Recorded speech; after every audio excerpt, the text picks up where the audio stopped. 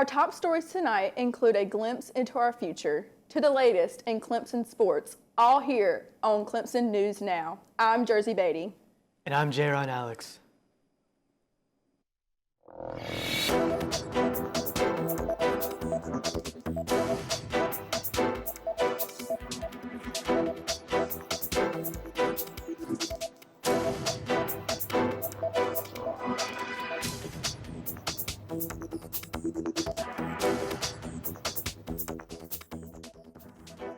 Artificial intelligence, or better known as AI, has finally taken control, but not in the way you might think.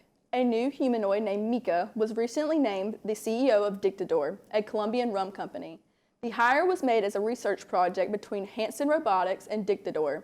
Mika was customized to represent the company's brand and unique values, but it's not quite perfect. No matter the hiccups, David Hanson, CEO of Hanson Robotics, who helped push for Mika's employment at Dictador, has emphasized the importance of humanizing AI, stating that I feel very strongly that we need to teach AI to care for people, but for AI to be really safe, to be really good, really good. I think humanizing that is a very important direction. Overall, the public has shown mixed feelings about the hire, with some stating that they would treat the humanoid with compassion, while others believe that robots do not need respect because they are just machines.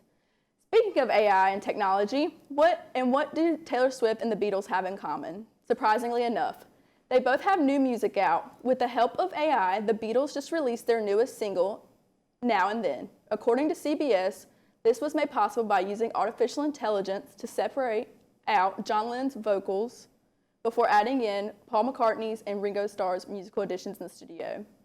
The new song is already topping charts and making Beatles fans very happy. In related news, for the second time in history, the top 10 of the Billboard Hot 100 is all women.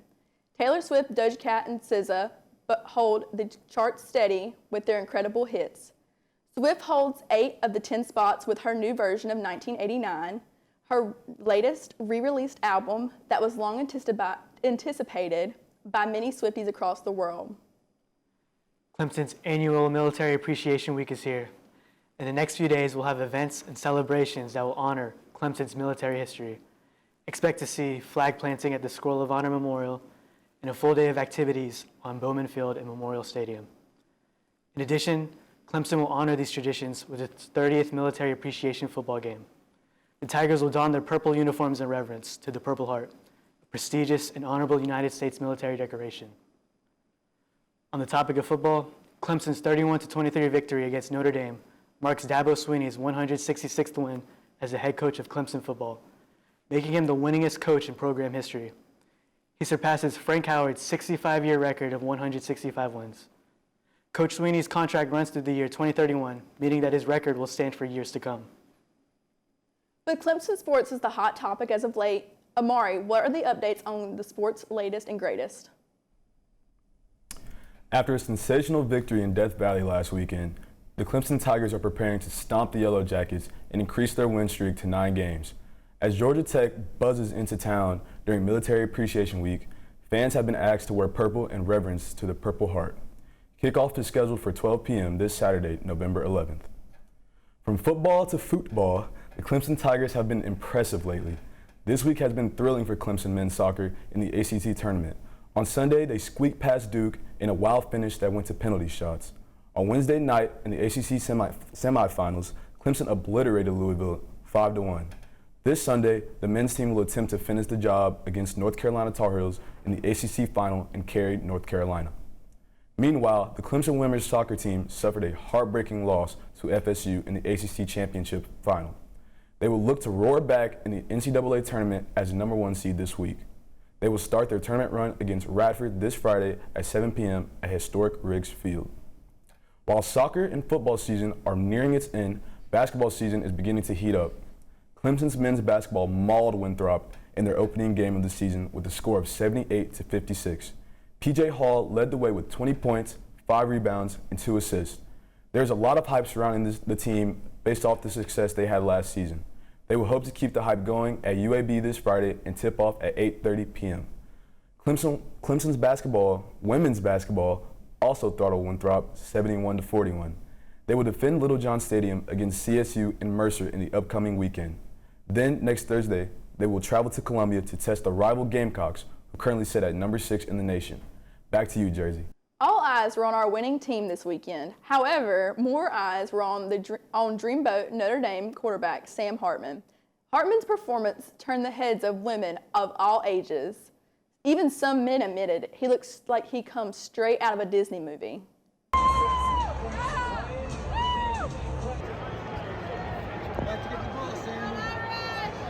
Even with Notre Dame's loss this past weekend, Hartman still, like his jersey number, remains a 10 out of 10 for remaining a good sport on the field.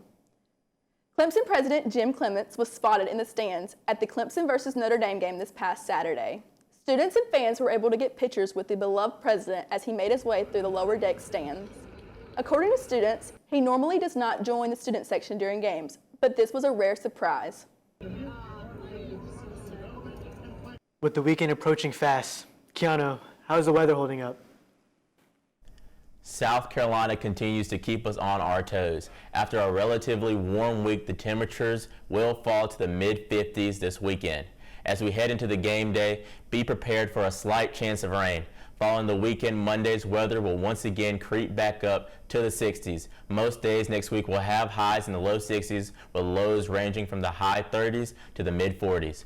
For the most part, expect sunny and partially cloudy skies throughout the week. Back to you, Jerron. This coming Monday will mark the beginning of Transgender Awareness Week.